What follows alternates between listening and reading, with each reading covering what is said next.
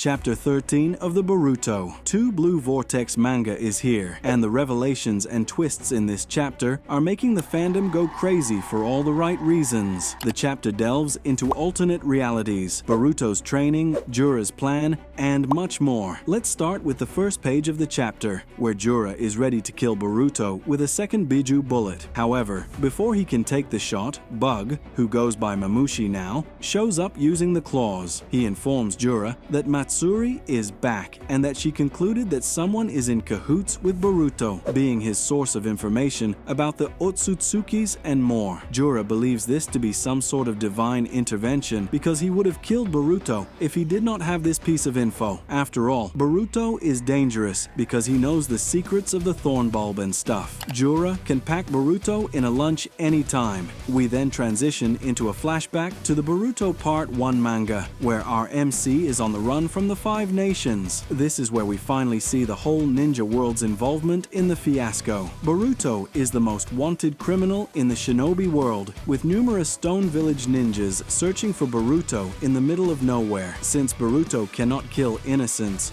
all he can do is run and escape. This is especially the case because all ninja teams know how strong he is, so they're relying on numbers to overwhelm him. In the flashback, Boruto is stuck hiding near 20 Stone Village ninjas, and his capture is inevitable. However, a small talking toad shows up behind him. Boruto instantly grabs his sword, ready to fight. The toad proves that he is not with the enemy by saying that he would have snitched by now if his goal was to capture Boruto. Boruto questions the toad's intentions, but the toad asks him to touch its back and teleport to somewhere safe. While he is hesitant, Boruto knows that this is his only choice to evade an arrest, and takes the leap of faith by touching the frog's back. With this, Boruto finally meets Kashin Koji face to face for the first time. We all knew that Koji would get written back into the story, but who knew that he would become Sasuke's replacement? Koji also informs Boruto that he is one of Orochimaru's abandoned bases near the Land of Wind.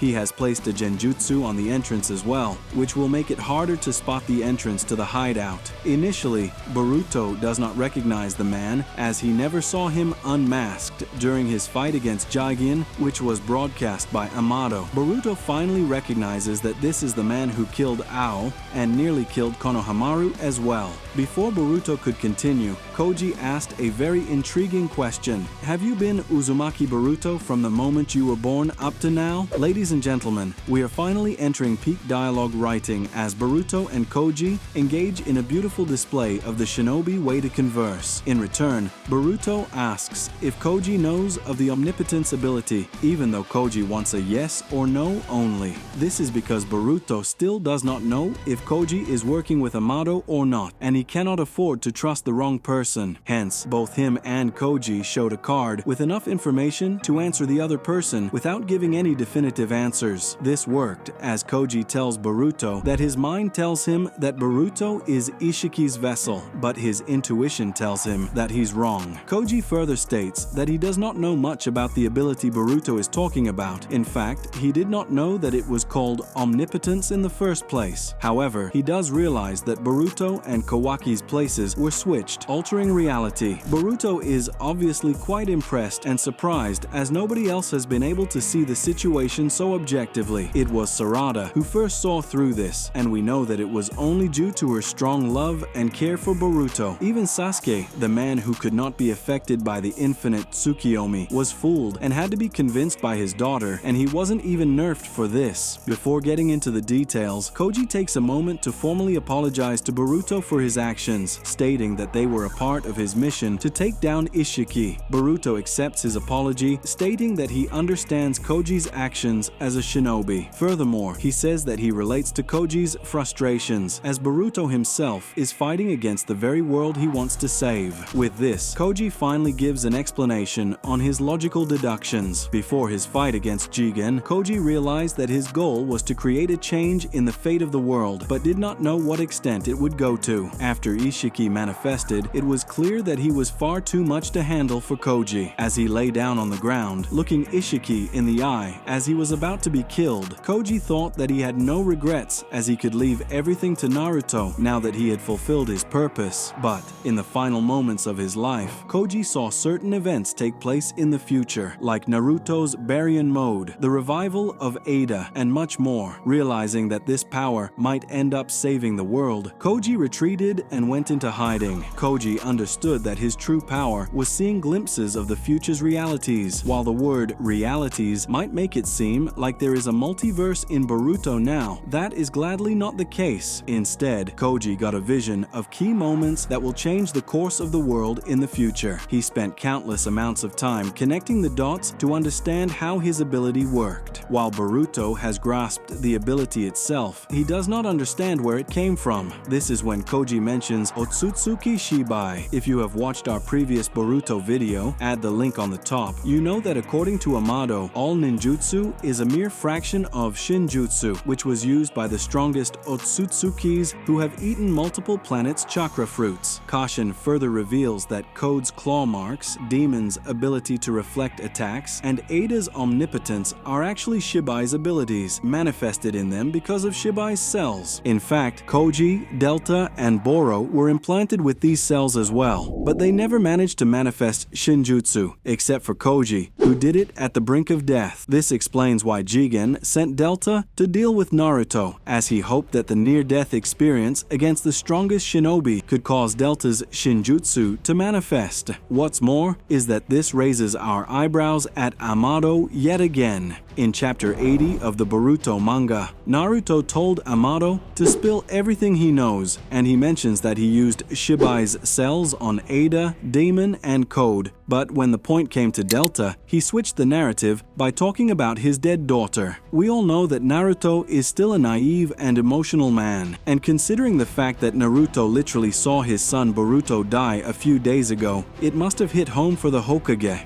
It took a literal god, Momoshiki, to revive Boruto, so it makes sense why Amado would do everything to bring his daughter back as well. With this, Amado prevented all suspicion while still playing his cards and keeping important information confidential. As for how he got Shibai's cells, I believe that Jigen must have found Shibai's body, which he left to ascend to godhood.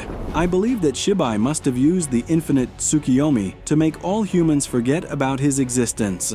And then he went to a secluded place, maybe like the place with the stone tablets and the 10 tails Jinchuriki, which was in a different dimension altogether. And then, after Ishiki formally created Kara by inviting Amado, he must have handed the body or the remaining parts of Shibai's body for experimentation. Amado's intentions are still unclear, as there's a chance that he is hiding Shibai's cells for his personal use, and we have no idea about his true identity either. Many people believe that he is an Otsutsuki too, who is using Amado's body as a vessel to create the strongest possible chakra fruits to consume for himself, and honestly, I would not be surprised if that came out to be true. Coming back to the chapter, Koji reveals that his Shinjutsu to see all possible futures is called 10 Directions. It was not the toughest job to find the significance of the Shinjutsu's name, as the Naruto manga is heavily influenced by Buddhism and Hinduism. In Buddhism, the 10 Directions refers to the existence of Buddha in the entire universe, which consists of 8 directions of the compass plus up and down.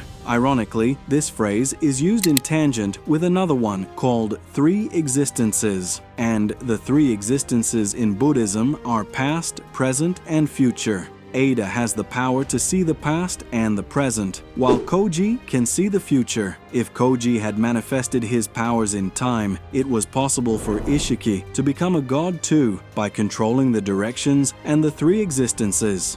To understand this sentence, let's take a deeper look at the timeline first. As explained, Koji's Shinjutsu shows him the key moments of the future, but these events are not set in stone. There is no multiverse where every possibility happens once, and it does not affect the true timeline. Koji's 10 Directions shows the possibilities of events in the one and only timeline they live in. As Koji explained, he saw multiple versions of their timeline where Ishiki won in different ways and consumed the planet. Most of these timelines included Naruto losing to Ishiki and the planet becoming fodder for the Otsutsuki. In the ones where Naruto defeated Ishiki, the Otsutsuki still won. In most cases, Code was able to defeat Kawaki and turn him into a chakra fruit and later become a god, fulfilling Ishiki's will. Since Naruto and others actually managed to defeat Ishiki, the possibility of him becoming the god was cancelled out, creating a new route for Code or others like Kawaki and Boruto. Think of it as taking a hike in a dense forest and you are lost. If you choose to go deeper into the forest, there's a chance that you will remain lost and succumb to starvation, or worse, get killed by a wild animal. There's also a chance that you stumble across a stream of river and follow the direction it flows in, and you manage to find your way out. Once you are attacked by a wild animal, you will not have the opportunity to follow the river. As well, you will be dead. In the same way, when Ishiki died, the future of him becoming a god died. There are no alternatives, the world will carry on and eventually end up with only one possibility coming true as the others cancel each other out. This is why Koji's power is so important. When Boruto says that maybe this is the only path he could choose as he fights Kawaki in Chapter 1, he truly means that there might have been no other possibilities that Koji saw. This also means that when Boruto later met Kawaki in Chapter 3 of the Two Blue Vortex manga, he warned Kawaki about Code because he knew that there was not a single timeline where Kawaki managed to defeat Code.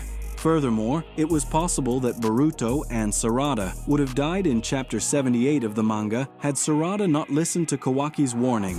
The ability itself is quite on brand for Koji too. He is a clone of Jiraiya, the man who would be responsible for nurturing a child into either destroying or saving the world. Furthermore, Jiraiya was a ray of change, and he did so by fighting pain ahead of their attack and gaining and relaying valuable information about the enemy. Koji literally did the same by fighting Jigen, and both times, this let Naruto have just enough time to formulate a plan to save the world. Koji is nurturing Boruto too now by seeing the future and telling Boruto about his abilities. Considering the genius that Boruto is, he is able to learn jutsus like Uzuhiko even faster. Then there's another important Shinju, who might be a clone of Shinki, Gaara's adopted son. For those who do not remember, Shinki is just like Boruto in the sense that he is Sand Village's greatest prodigy in history. A big reason for this is his Iron Sand Jutsu, which is a very dense and versatile type of sand, allowing Shinki to truly have the ultimate attack and defense. Shinki only lost to Boruto because he used the scientific tools as hacks, and he also went toe-to-toe against Urashiki alongside Boruto. This makes the Shinjus an extremely tall order to vault for Boruto and Kawaki, and according to the futures that Koji saw, Boruto did not survive his fight against Jura in a single one. What's worse is the fact that Hidari is back too, as his thorn bulb was easily reverted. It will be interesting to see how Boruto trains for this, but for now, he is stuck in Konoha. In the last part of the chapter, we see that Sarada has received major nerve damage in her hands. Luckily, Himawari manages to heal Sarada using her Jinchuriki powers. As he walks towards Boruto to help him, Kawaki stops her. Sarada immediately protests this, as most of them would not even be alive right now if it wasn't for Boruto. Kawaki agrees and states that he is not against healing Boruto, but he wants to take certain precautions. Hence, Konohamaru uses chakra blocking handcuffs made by Amado to hold Boruto captive. Boruto is heading down the worst possible path right now, and if you want to see how things unfold, then make sure that you are subscribed to Multi-Zen and have post notifications on.